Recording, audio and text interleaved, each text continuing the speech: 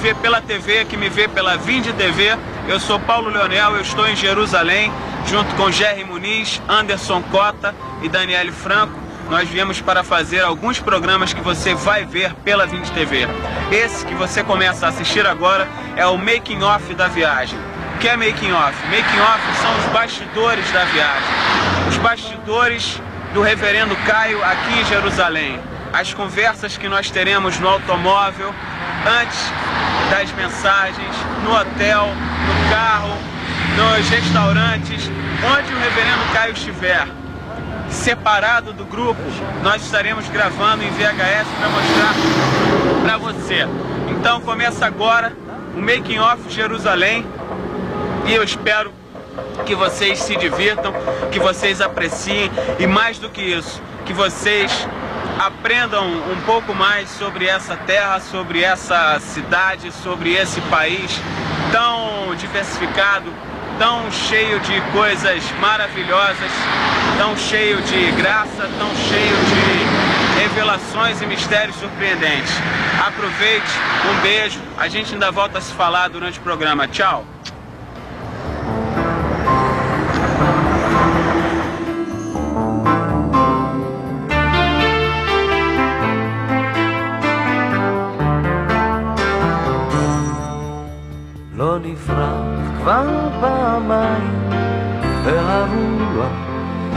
Convicção e dúvida, erro e verdade, vazias palavras como borbulhas, irisadas ou opacas, esta borbulha é a imagem da tua vida. Acho que o carisma, ele existe em você na proporção de duas coisas, da paixão e da arte. Quando você faz aquilo que você faz com paixão e com arte, o carisma cresce. Eu acho que a primeira força do carisma é a paixão e a segunda é a arte. Às vezes você encontra muito carisma fruto de muita paixão, mas sem muita arte, é um carisma bruto. E às vezes você vê esse carisma que é movido à paixão e sendo lapidado de tal modo que com o passar dos anos o fogo da paixão está lá, mas ele é um fogo que já tem contornos mais ou menos definidos e ele se educou, ele não é um incêndio perdido, ele é a chama pintada, ele é a chama ornamentada, ele tem seu próprio desejo. מדרכי האלוהים הרדופים שלי כמוני וכמו שכל ימיי את פרחי האור שלי. Geralmente quando uma pessoa morre, as pessoas dizem assim: foi feita a vontade de Deus. Jesus ressuscitou Lázaro. Senhora, o que o senhor pensa desse? Ele ressuscitou porque Lázaro era amigo dele, ele ficou com pena das irmãs de Lázaro. O que ele contrariou essa vontade? Não sei. Não tenho a menor ideia de porquê que foi Lázaro. Muita gente deve ter morrido naquele dia. Agora, aí, outra vez, a gente verifica o seguinte, que mesmo as histórias dos evangelhos não escapam às contingências da vida. Quais eram as contingências? É que Jesus, como homem, conhecia Lázaro, Marta e Maria. Quais eram as contingências? Marta e Maria mandaram avisar Jesus que o amigo estava morrendo. E mais, Jesus foi visitar o amigo e disse aos discípulos: ele vai morrer, mas eu vou ressuscitá-lo. Outra contingência é que Betânia estava próxima de Jerusalém. Jesus estava no caminho para Jerusalém e ele achava que a hora dele havia chegado. Então tudo aquilo ali acabou se harmonizando para gerar o que gerou. Agora, se você me pergunta teologicamente, eu diria certamente que Deus tinha mão em cima de tudo aquilo para montar as contingências. Agora, se você me pergunta apenas numa perspectiva humana, e se eu não estou, se aquela história para mim não está nos evangelhos, eu iria dar uma resposta mais simples e dizer, não é porque Jesus era amigo de Marta, Maria e Lázaro. Então, o que eu estou tentando te dizer é que certamente a soberania de Deus age em todas as coisas. Agora, os critérios que são utilizados para determinar o que acontece com quem, só Deus sabe. Eu só tenho condição de avaliar o horizonte imediato da história. A mim só me cabe examinar contingências. Eu não consigo olhar para além das contingências, né? Há quem acha que consiga, mas ainda assim está fazendo apenas uma afirmação de fé. A afirmação de fé é simples fazer. Chegar e dizer, foi a vontade de Deus ou não foi a vontade de Deus depois de que algo aconteceu, é simples, já aconteceu. O que é complicado é antes de acontecer você dizer o que vai acontecer. Então eu tento ser minimamente honesto. Se eu não posso afirmar que algo vai acontecer antes disso acontecer porque eu não sei, depois que aconteceu, eu não tento simplificar demais a coisa, dizendo, não, aconteceu porque era a vontade de Deus. Aconteceu. O que é que Deus estava pensando em relação a isso? Ele é que sabe. Eu não sou secretário da Santíssima Trindade. Eu continuo a andar por fé e caminhando. O que eu entendo, o que eu não entendo, eu coloco na conta de Deus. Se ele tiver vontade de me explicar, um dia ele me explica. Enquanto isso, eu ando.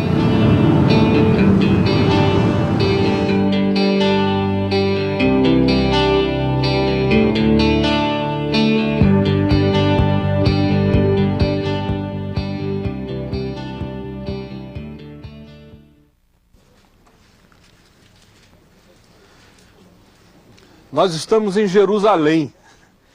Para mim, às vezes é uma pena quando eu percebo que as pessoas chegaram aqui e não se deram conta de que estão aqui.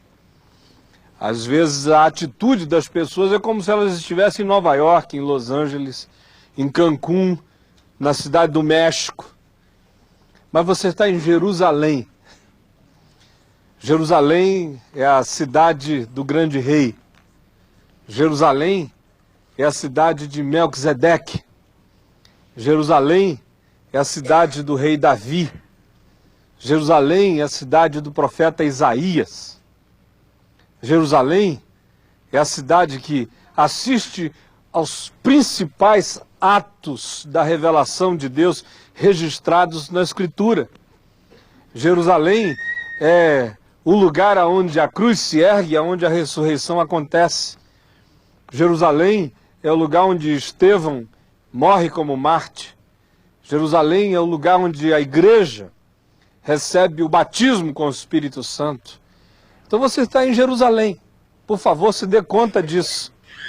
Você não está em New Orleans, é em Jerusalém. E a visita a Jerusalém tem que ser diferente da visita que a gente faz aos outros lugares. Às vezes, quando a gente fica dentro de um hotel como esse, com muita facilidade a gente se esquece de onde a gente está, porque esse hotel podia ser em qualquer outro lugar do mundo. Esse ambiente é completamente semelhante a ambientes hoteleiros em qualquer lugar do planeta. Mas você está em Jerusalém, se dê conta disso. E hoje à noite, eu queria que a nossa primeira fala, a nossa primeira conversa na Palavra de Deus, aqui em Jerusalém, nos remontasse, nos levasse de volta àquele que é o pai da fé, que é aquele em quem toda essa estrutura histórico, cultural, humana e religiosa foi erguida, que é o personagem Abraão. A fé no Deus eterno é anterior a ele, mas a fé dos hebreus, que gerou posteriormente a nação de Israel, ela se funda, ela se assenta na revelação que Deus deu a Abraão, o patriarca, que é o pai desta nação. E diz aqui a palavra de Deus em Gênesis, no capítulo 12, o seguinte: ora, disse o Senhor a Abrão, sai da tua terra, da tua parentela e da casa do teu pai, e vai para a terra que te mostrarei. De ti farei uma grande nação e te abençoarei, e te engrandecerei o nome, se tu uma bênção. Abençoarei os que te abençoarem, amaldiçoarei os que te amaldiçoarem. Em ti serão benditas todas as famílias da terra. Partiu, pois, Abraão, como lhe ordenara o Senhor, e Ló foi com ele. Tinha Abraão 75 anos quando saiu de Harã. Levou Abraão consigo a Sarai, sua mulher, e a Ló, filho de seu irmão, e todos os bens que haviam adquirido e as pessoas que lhe acresceram em Harã. Partiram para a terra de Canaã e lá chegaram. Atravessou Abraão a terra até Siquém, até o carvalho de Moré. Nesse tempo os cananeus habitavam essa terra. Apareceu o Senhor a Abraão e lhe disse: darei à tua descendência esta terra. Ali edificou Abraão um altar ao Senhor que lhe aparecera. Passando dali para o monte do oriente de Betel, armou a sua tenda, ficando Betel ao ocidente e Ai ao oriente. Ali edificou um altar ao Senhor e invocou o nome do Senhor. Depois seguiu Abrão dali, indo sempre para o Neguebe. Algumas explicações rápidas para a gente se situar. Quando se diz que Abraão estava em Harã e veio para cá, se está dizendo que ele estava na região da Mesopotâmia, ao norte daqui, num assentamento humano extremamente desenvolvido, que hoje estaria no país chamado Iraque. É de lá que ele vem. Ele ouve essa voz, esse chamado, e põe-se a peregrinar. Vem andando do Iraque para cá, é uma distância enorme, não é próximo, não é ali. É um caminho longo, difícil, pedregoso, desértico, árduo, sob um sol causticante. Ele vem se aproximando desta terra de Canaã. A terra é chamada terra de Canaã porque aqui viviam os cananeus. Os cananeus eram um povo pagão, idólatra, complexo na sua composição, porque não só havia os cananeus aqui na terra de Canaã, mas havia vários outros povos, os heveus, jebuseus, gigazeus, vários que aqui habitavam, com seus cultos, suas formas de expressão religiosas as mais diversas, estavam aqui, assentados e aqui plantados por milênios nessa terra.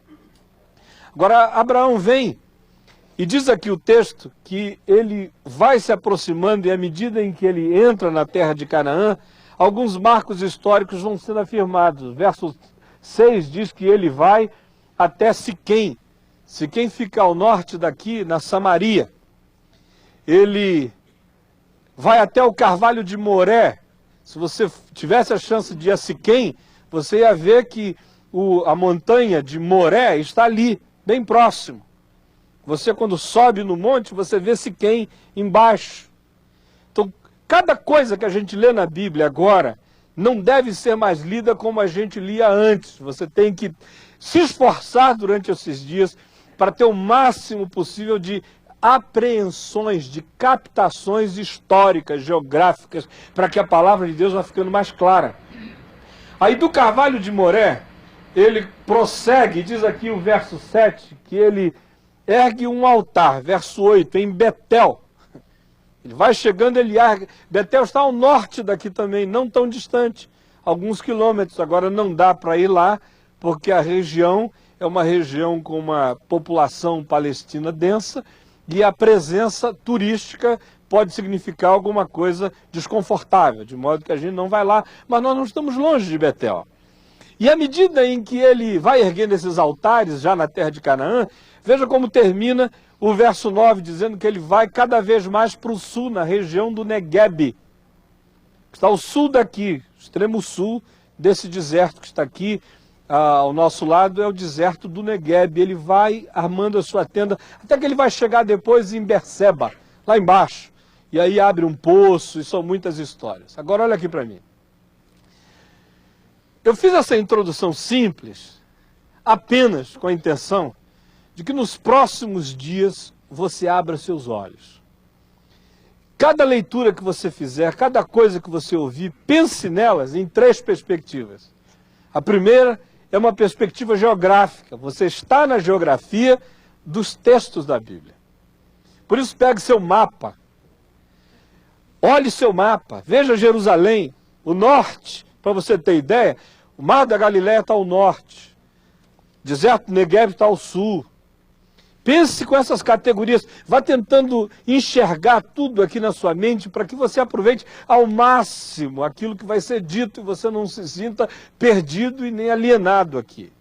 Segunda perspectiva na qual você deve participar disso tudo é com aquela perspectiva de natureza espiritual, porque você está numa geografia da Bíblia, mas você está no lugar aonde todas as grandes manifestações do Espírito e da revelação de Deus aconteceram. Então, alguns chegam aqui e fazem uma viagem apenas mística. Eles não querem nem saber da geografia. Outros chegam aqui e fazem apenas uma viagem geográfica. Eles não querem nem saber das dimensões espirituais, invisíveis e dos significados por trás de cada pedra, de cada lugar, de cada evento, de cada situação. Terceira maneira como você deve fazer essa viagem é pensar o seguinte, que aquilo que aconteceu aqui não está preso ao passado. O Deus das grandes ações do passado é o mesmo Deus presente hoje. De modo que quando a gente ouvir falar de Abraão, a gente não está ouvindo falar apenas de uma relíquia religiosa. Nós estamos falando de um ser humano que teve uma experiência com o mesmo Deus que eu conheço. De tal modo que eu vou ler a história de Abraão não como quem simplesmente contempla um amarelado álbum de família, mas eu vou ler essa história como alguém que diz: ó Deus, eu me ofereço a Ti para que Tu repitas essa história na minha vida, no meu mundo, no âmbito das minhas influências. Isso posto, eu queria começar hoje à noite propondo a você que a gente olhe rapidamente como é que nascem os Abraãos da vida. Porque se o Deus de Abraão está vivo hoje, existe a possibilidade de que outros Abrões desabrochem no nosso meio. De que o mesmo chamado, a mesma vocação, a mesma bênção, a mesma graça de Deus se manifeste gerando realidades igualmente extraordinárias na vida de cada um de nós. Como é que nascem os Abrãos? Aliás, a gente ainda está falando em Gênesis no capítulo 12 de Abrão. É só um pouco mais na frente que a gente vai começar a falar de Abraão. Porque o interessante é que Gênesis capítulo 12 chama Abrão de Abrão, mas dá a ele a bênção de Abraão. É só depois que o nome se torna equivalente à bênção. Porque Abrão significa pai grande. Abraão significa pai de muitos. E o que Deus está dizendo a Abraão não é só que ele será um pai grande, ele diz também: eu te engrandecerei. Mas ele diz: de ti procederão muitas nações. Tu não vai ser apenas um pai grande, tu vai ser pai de muitos. Porque a bênção de Deus não tem a finalidade apenas de me exaltar. Ela tem a finalidade de multiplicar minha vida para abençoar a muitos. E aqui, antes mesmo da gente entrar nesse texto, fica essa reflexão simples. Tem gente que nasce Abrão, podia virar Abraão, mas a vida inteira eles buscam apenas as bênçãos que os fazem grandes. Eles não buscam as bênçãos que os fazem úteis. Deus não quer apenas fazer de mim alguém grande. Ele quer que a minha vida abençoe a muitos. E eu diria que aqui é um estágio na compreensão da bênção de Deus. Enquanto você pensa na bênção de Deus apenas como uma coisa que faz de você um grande pai, você é alguém com significação, mas você vai ficar muito maior quando você pensar em si mesmo não apenas como um grande pai, mas você pedir a Deus a bênção de ser pai de muitos. Isso torna de você um ser extremamente maior. Agora, como é que nascem os Abrãos? Primeiramente, eu diria que, lendo aqui para esse texto, a gente percebe que os Abrãos desta vida são subproduto da eleição na graça de Deus. Você pode repetir isso comigo? Os Abrãos desta vida são subproduto da eleição na graça de Deus. Porque pensa aqui comigo. O texto tinha dito que Abraão tinha feito alguma coisa extraordinária, boa, que ele nasceu com um signo especial na testa, ou que desde pequenininho a posição que ele mais gostava era de joelhos, de tão devoto que ele era. A Bíblia diz alguma coisa em relação a esse homem que justifique, que seja um pré-requisito para Deus chamá-lo? Ela não diz absolutamente nada. Simplesmente diz que Deus pegou alguém no meio de um mundo interessante, onde certamente ele não era o único com aqueles sentimentos e aquelas percepções. Por exemplo, lá em Ur dos Caldeus, de onde ele vem, havia um ser humano, historicamente falando, talvez mais interessante do que Abrão. O nome dele era Hammurabi, que escreveu os chamados Códigos de Hammurabi, preceitos éticos elevadíssimos, extremamente humanos, ricos na sua sensibilidade. Mas Deus não chamou a Hammurabi, chamou Abrão. Por que chamou Abrão? É porque ele era mais inteligente do que os outros? Não creio que sim. Os arqueologistas hoje, cavando a região de Ur dos Caldeus, descobriram há cerca de 30 anos atrás alguns tabletes que mostravam que algumas pessoas eruditas daquela civilização sabiam, inclusive, já fazer operações de raiz quadrada nos dias de Abrão. Qual foi o critério pelo qual foi escolhido?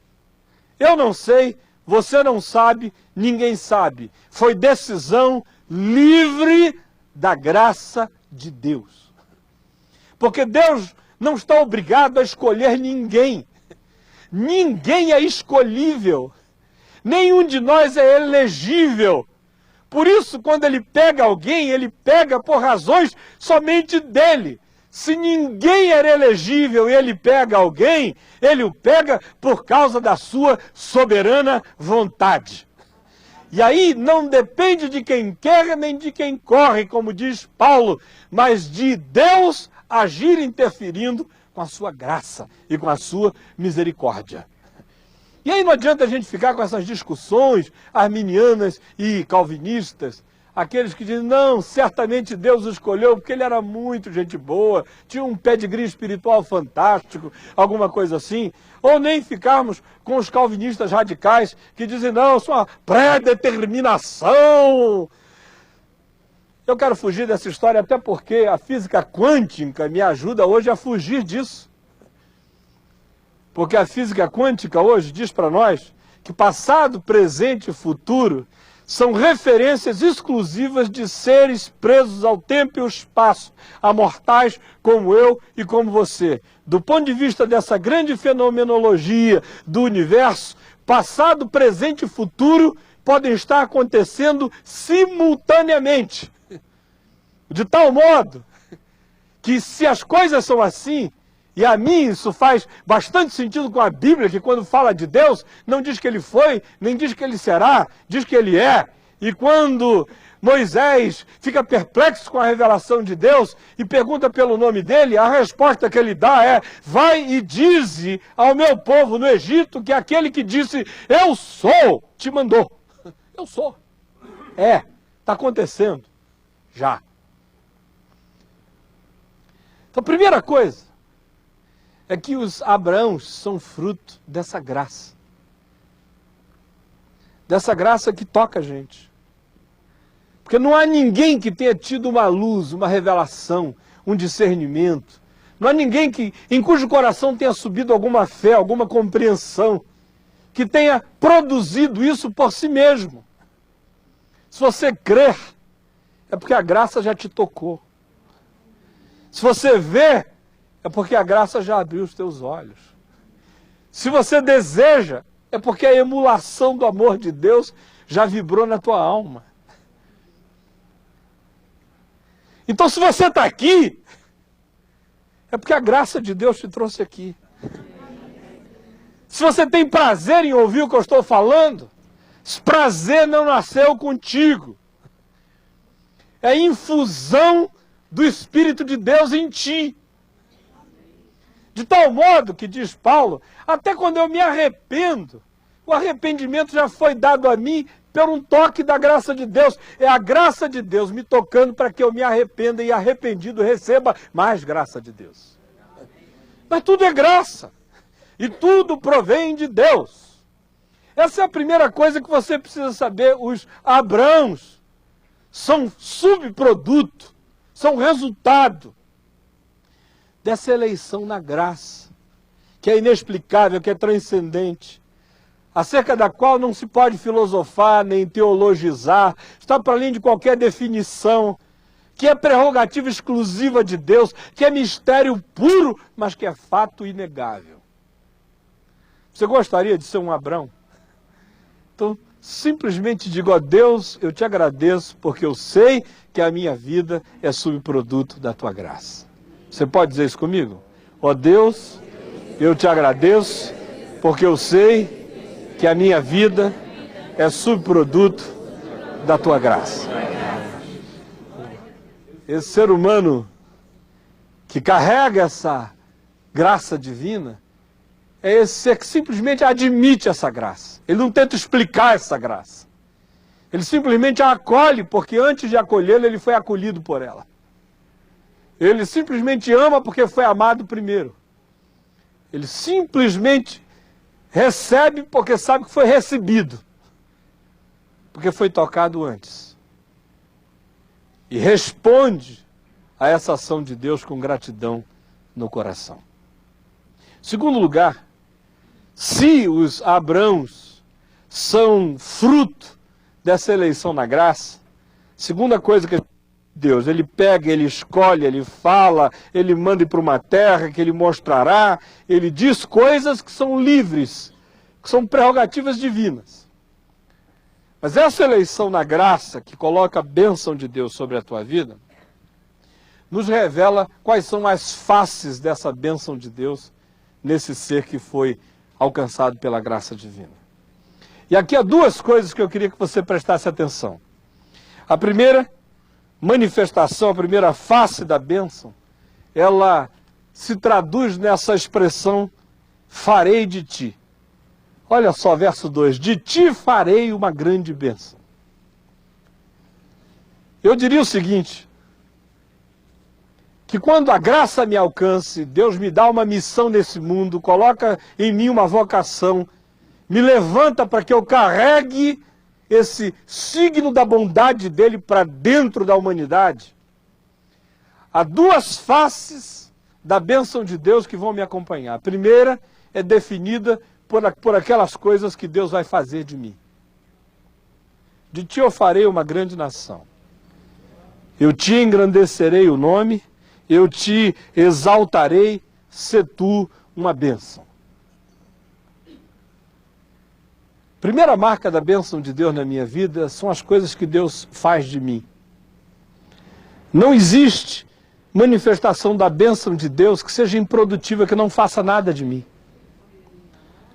Eu, às vezes, enquanto pessoas dizem assim, eu estou tão abençoado, eu digo, o que é que está acontecendo na tua vida? Não, eu gargalho encostado na parede, eu caio no chão desacordado, eu vou para umas reuniões, aí eu fico tremendo.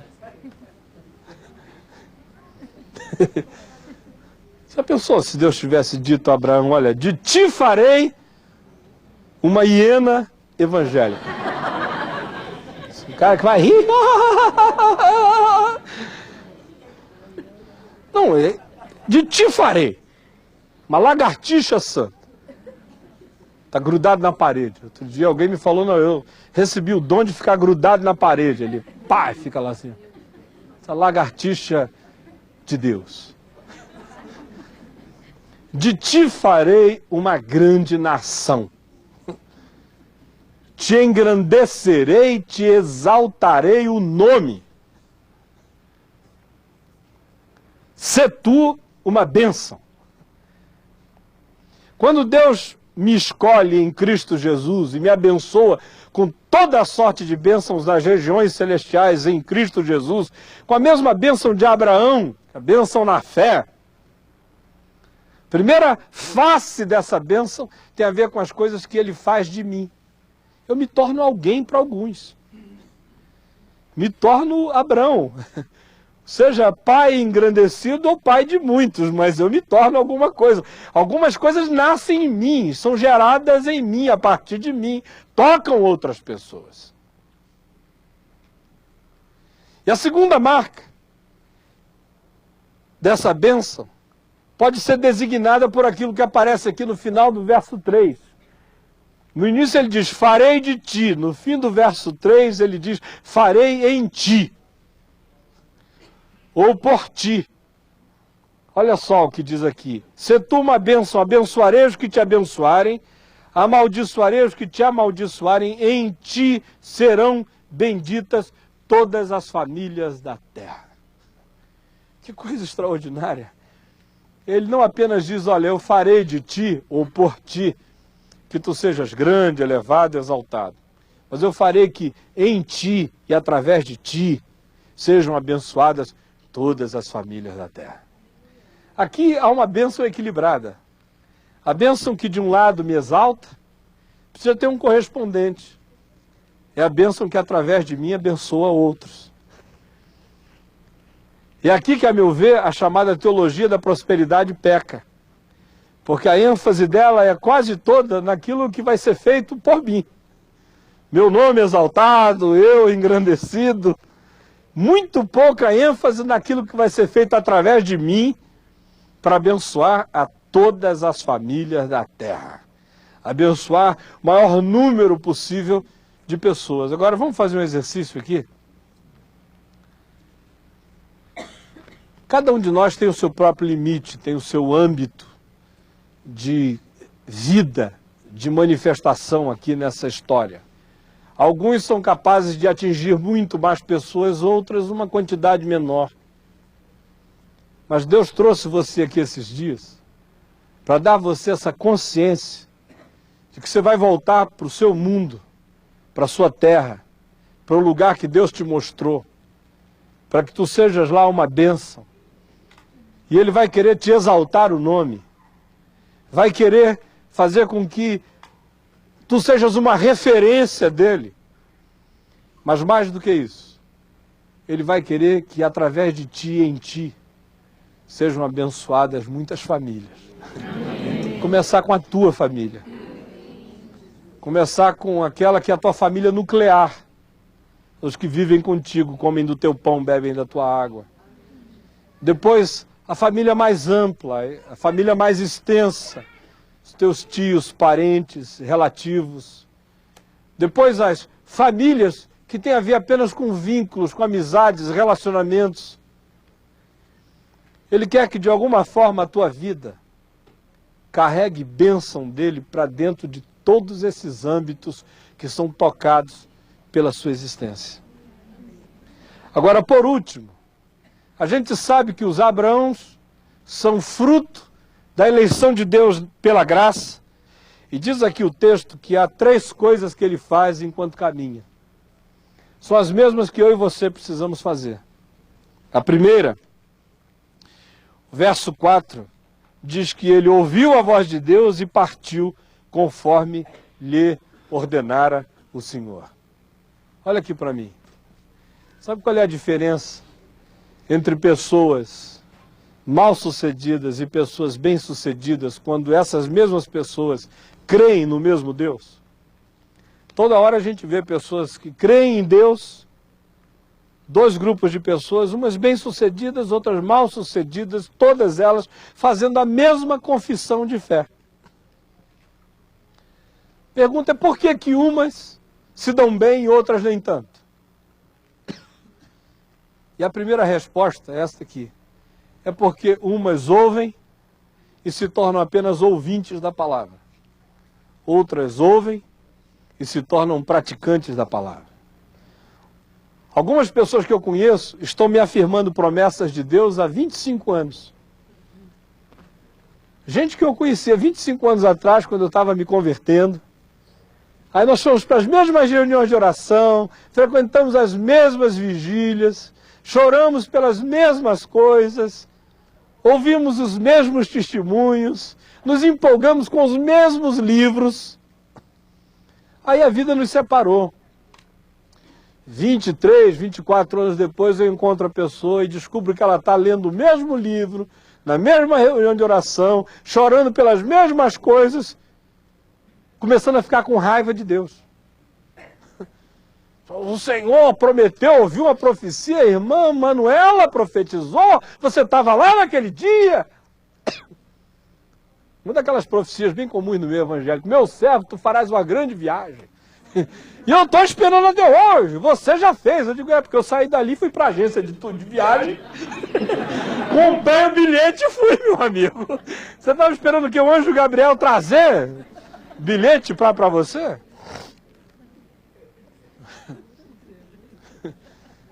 Você imaginou se Abraão tivesse ouvido a voz de Deus? Abraão, farei de ti uma grande nação. Vai para a terra que te mostrarei. Ele estivesse até hoje lá vendo os guias turísticos da terra de Canaã, esperando uma nova revelação. Senhor, eu vou de primeira ou de econômica, Senhor? Como é que eu vou? Por onde é que eu entro?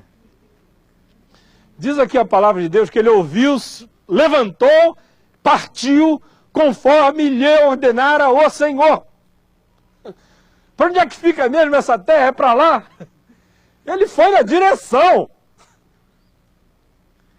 Tem gente que fica querendo mapa bem traçado, arrumado, estradas sinalizadas, cálculo de temperatura no verão. Estão fazendo essas análises até hoje. Ele ouviu, é para ali, é? Moçada, se arrumem que nós estamos indo. E foi. Ele não tinha um ponto específico para o qual ir, tinha apenas uma região. Uma visão, não era tão nítida, era geral. Mas ele andou na direção daquilo que foi dado a ele perceber. Não adianta você simplesmente vir aqui e dizer, eu sou um eleito na graça, no amor de Deus. Eu sei que Deus fará em mim coisas grandes e através de mim coisas maiores ainda. Você pode passar o resto da vida dizendo isso e nada vai acontecer. Primeira coisa, meu querido irmão, minha irmã, levante e ande na direção dessa terra, desse chão, desse sonho, dessa visão, dessa promessa, dessa possibilidade que foi criada, descortinada para você. Levante e vá. Isso faz toda a diferença entre ouvir a palavra de Deus e praticar a palavra de Deus. O que está entre uma percepção e uma ação é apenas uma determinação simples de dizer, estou me levantando, estou partindo. Em segundo lugar, a gente mantém essa graça de Deus viva, ativa, generosa, crescente sobre a vida da gente, não só obedecendo, mas sendo capaz de marcar o nosso caminho com referências da bondade de Deus a nosso favor. Para mim, essa é uma das coisas mais importantes. É você, à medida em que anda, ir levantando marcos. Diz aqui a palavra de Deus que ele entra na terra de Canaã e edificou um altar ao Senhor que lhe aparecera, diz o verso 7. Ele anda um pouco mais adiante, o verso 8 diz, ali edificou um altar ao Senhor. Olha aqui para mim. Uma das coisas que hoje em dia mais me impressiona é sobre a falta de dimensão do sagrado no meio cristão, especialmente no meio cristão evangélico. Hoje a gente vinha descendo aqui, pegando a pista do aeroporto Ben Gurion, e eu estava vendo aquela vista ali, que eu já vi dezenas de vezes, o avião ali e tal.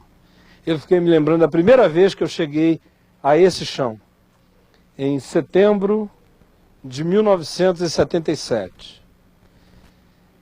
E eu fiquei cobrando de mim uma coisa que hoje não estava presente quando a gente vinha descendo. O avião vinha descendo, a minha cabeça estava preocupada com 15 telefonemas que eu tinha que fazer. Estava torcendo que a dona Dilminha e o Hugo, que iam estar lá me esperando, tivessem levado o celular que eu precisava fazer ligações e receber. Aí de repente eu me assustei e falei, peraí, em 1977 você estava chorando aqui com a sua esposa. Quando o avião abriu, eu fui até frustrante, porque eu queria sentir cheiro de eucalipto. Quando abriu a porta que eu fiz um cheiro de óleo diesel desgraçado. Só depois que eu saí do aeroporto eu comecei a sentir cheiro dos eucaliptos e pinhais naquela madrugada. Mas minha alma estava mais sagrada do que ela está hoje.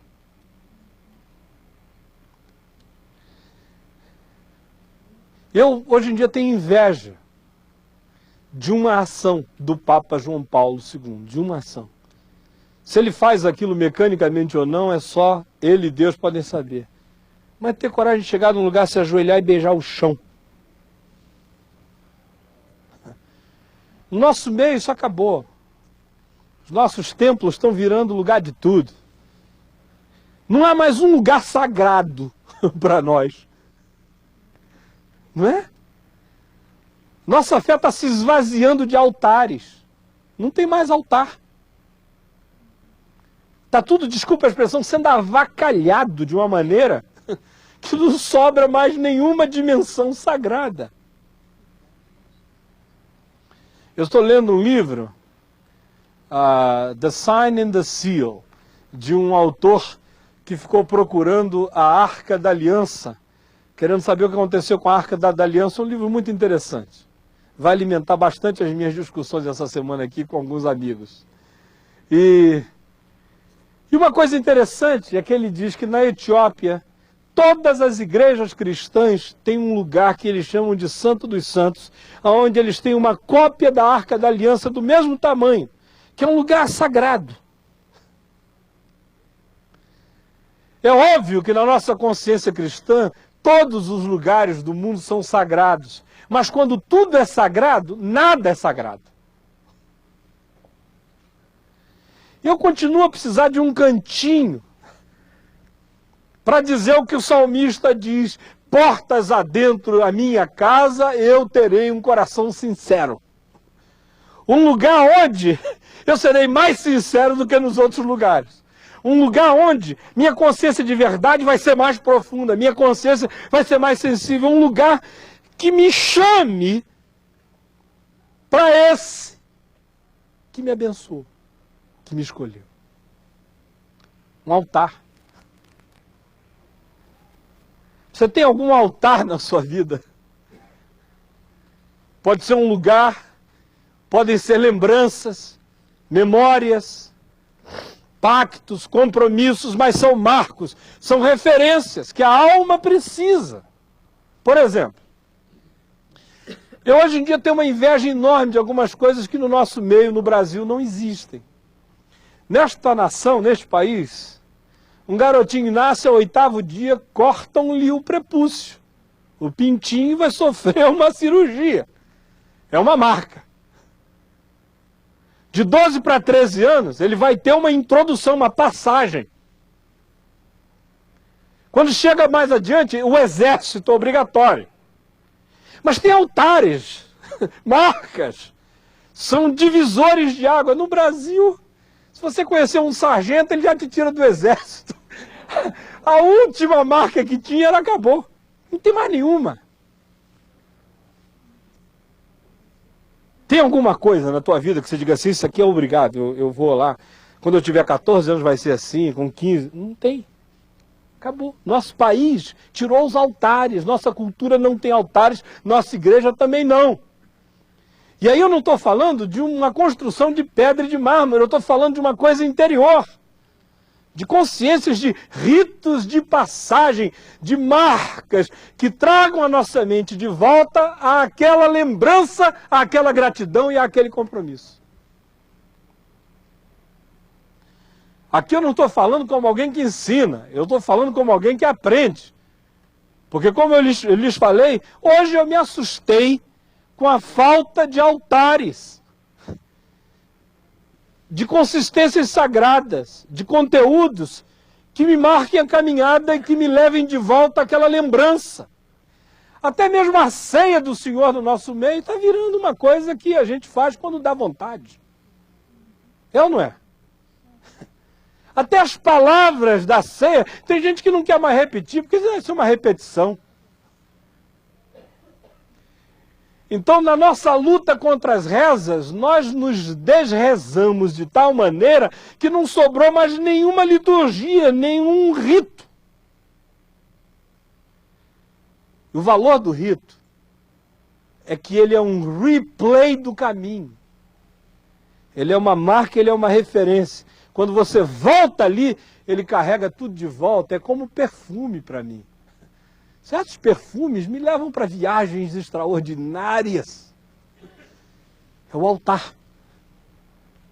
Te carrega de volta, te toma pela mão, te reintroduz naquele compromisso, naquela lembrança, naquele voto, naquele vínculo. Então essa bênção começa com essa determinação de levantar, partir e agir. E em segundo lugar, ela é mantida pela construção desses altares, dessas lembranças que reafirmam a quem eu pertenço nessa vida e para o que eu fui chamado. E por último, gente, a gente mantém essa bênção na vida da gente com obediência, com o altar e com a invocação do nome do Senhor. Olha só o verso 8, você pode ler comigo? Ali edificou um altar ao Senhor e invocou o nome do Senhor.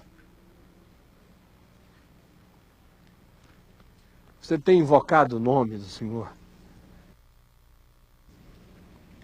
Chegar e dizer, eu queria que nesses dias aqui, olha para mim, queria que nesses dias aqui você invocasse muito o nome do Senhor. Onde você estivesse, invoca o nome do Senhor. Chama por Ele. Eu sou teu. E invocar é chamar para dentro. Invocar. Vocação é a resposta a uma voz. Invocação é chamar esse que fala comigo para dentro de mim e esse com quem eu falo para dentro de mim. Ato de invocação, ato de inalação. Chama ele para dentro. Diz, baixa, vem, me visita, me invade, me penetra. Invoca o nome do Senhor. Aí se você fizer isso, eu não tenho a menor dúvida de que você vai voltar para casa mais abrãomificado do que você chegou aqui. Você vai voltar Abraão. Abrãozinho. Você vai. Tua família pode sentir a diferença. Aqueles com os quais você trabalha vão sentir a diferença. Você não só pode ser engrandecido, mas você pode, através da sua vida, engrandecer a muitos. Você pode sair daqui carregando uma missão para dentro do seu mundo, em nome de Jesus. Amém? Amém, Amém. Amém mesmo? Amém. Mesmo? Amém. Vamos fazer uma oração? Amém. Todos juntos, então. Vamos ficar em pé.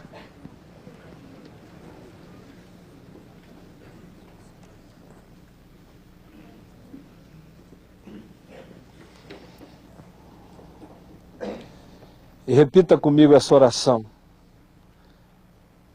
Deus de Abraão, meu Criador, Senhor do céu e da terra,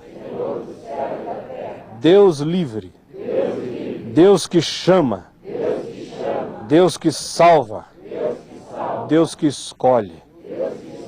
Eu te bendigo porque tu me chamaste, tu me escolheste, tu me abençoaste e tu me deste uma missão neste mundo.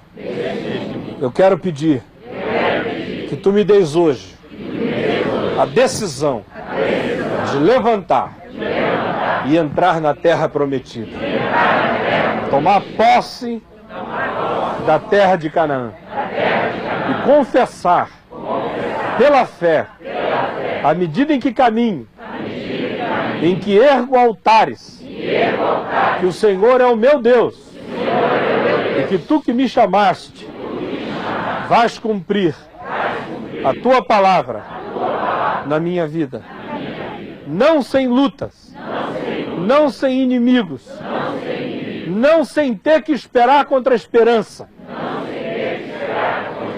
mas tu vais estar junto durante todo o caminho, de tal maneira que eu vou sair Abrão, eu vou voltar Abraão, eu vou sair engrandecido e eu vou voltar engrandecendo. Eu vou sair pai e eu vou voltar pai de muitas nações. Coloca em mim esse sentimento de paternidade, de responsabilidade para com este mundo. E ajuda-me a ter a visão da tua bênção na minha vida e do que ela significa hoje. Muito obrigado. Eu te adoro. Eu te invoco. E eu vou erguer altares que me ajudem a nunca esquecer que eu tenho um chamado para abençoar o mundo. Em nome de Jesus.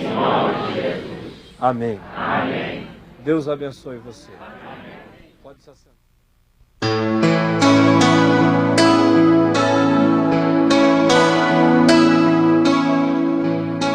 Qualquer relação sua com qualquer coisa, muito mais importante do que você habitar aquele lugar é se o lugar te habita. Porque se você só é daquele lugar, se você habitar daquele lugar, você não é profundamente daquele lugar. Para você ser profundamente daquele lugar, aquele lugar tem que te habitar, mesmo que você nunca mais habite o lugar. E o lugar vem cheio de coisa, né? Eu acho que foi o que manteve. Conteúdo de vida, né? O que manteve, entre outras coisas, o judaísmo vivo, é que durante 2000 anos vocês não habitaram o lugar, mas o lugar habitou vocês.